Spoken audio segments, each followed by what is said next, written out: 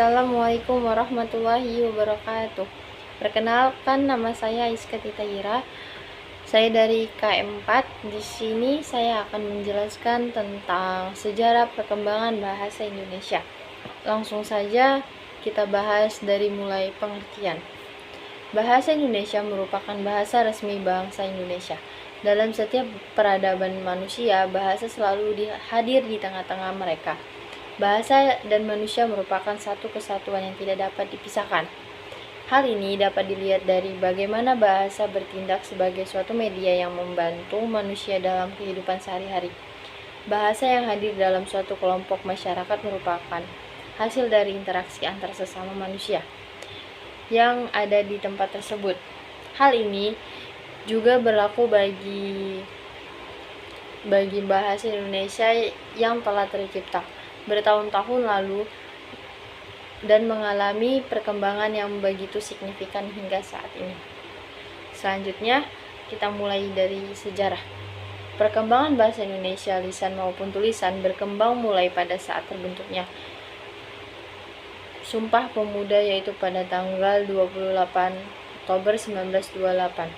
Setelah terbentuk, bahasa Indonesia terus berkembang seiring berlakunya ejaan Van Ophuijsen, Souwandi, Melindo, bahkan hingga ke ejaan yang disempurnakan.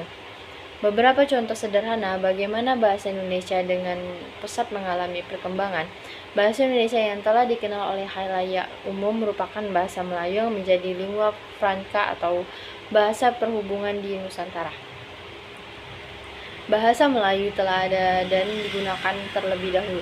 Keberadaan bahasa Melayu pun dapat ditilik dalam saat persiapan Kongres Pemuda tahun 1926.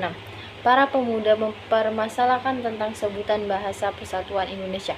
Kemudian, tak berani mengusulkan bahasa Melayu diganti dengan istilah Bahasa Indonesia, dan hal ini disetujui bersama pada tanggal 2 Mei 1926.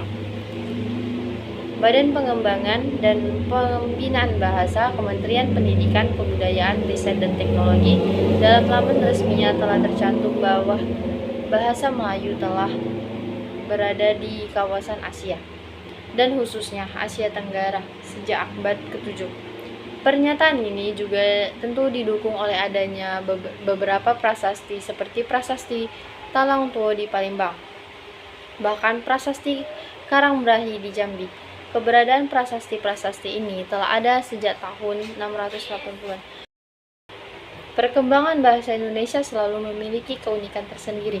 Kosakata asing yang diserap ke dalam bahasa Indonesia bertujuan untuk memperkaya pendarahan dan varietas bahasa Indonesia. Walaupun mengalami beberapa tahapan perkembangan dan penyerapan, kemurnian bahasa Indonesia tetaplah sama dulu hingga kini. Adapun perkembangan bahasa Indonesia dapat dikelompokkan menjadi 3 bagian utama yang perlu diperhatikan. Ketiga bagian tersebut adalah bahasa Indonesia sebagai bahasa pemersatu, bahasa Indonesia sebagai bahasa resmi negara, dan bahasa Indonesia sebagai bahasa internasional. Selanjutnya, untuk sejarah perkembangan bahasa Indonesia dapat disoroti melalui zaman Sriwijaya yang menggunakan bahasa Melayu untuk menjadi bahasa pembelajaran, kebudayaan, dan hingga pada saat penyebaran agama Kristen oleh para pendeta-pendeta dan orang Belanda pada saat masih berada di Indonesia. Bahasa Melayu yang merupakan cikal bakal bahasa Indonesia telah berkembang dengan sangat pesat di Indonesia.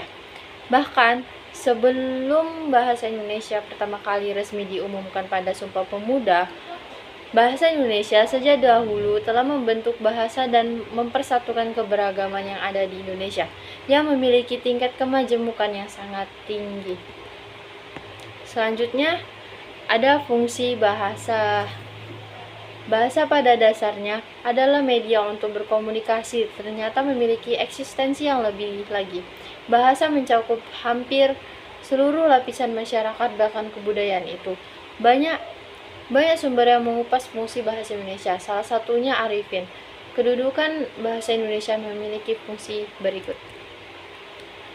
1. Ada lambang kebanggaan bangsa. Bahasa Indonesia mencerminkan setiap nilai-nilai yang dimiliki bangsa Indonesia. 2. Lambang identitas nasional. Bahasa Indonesia merupakan identitas ataupun jati diri. 3. Alat perhubungan antar warga, antar daerah, dan antar budaya. Bahasa Indonesia menghindarkan segala aktivitas yang dapat menimbulkan kesalahpahaman di tengah masyarakat yang majemuk.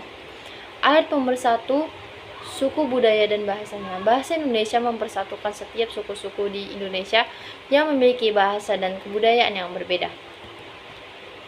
Ya, sekarang tinggal kesimpulan.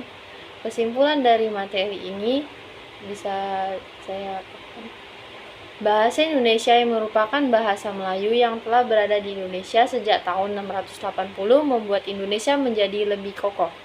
Dengan berkembangnya zaman dan proses akulturasi, bahasa Indonesia tetap menjaga keutuhannya. Diawali dengan bahasa pemersatu yang menyatukan setiap suku, kemudian menjadi bahasa negara yang berpuluh tahun berlangsung, dan kini di era modern, bahasa Indonesia mulai dikenal di belahan bumi lain. Dengan identitas berbeda, warga asing mulai mengucapkan bahasa Indonesia. Bahasa Indonesia menyatukan, bahasa identitas, dan menjadi kebanggaan Indonesia. Bahasa Indonesia diharapkan terus merekatkan setiap suku bangsa. Ya, sekian dari saya. Assalamualaikum warahmatullahi wabarakatuh.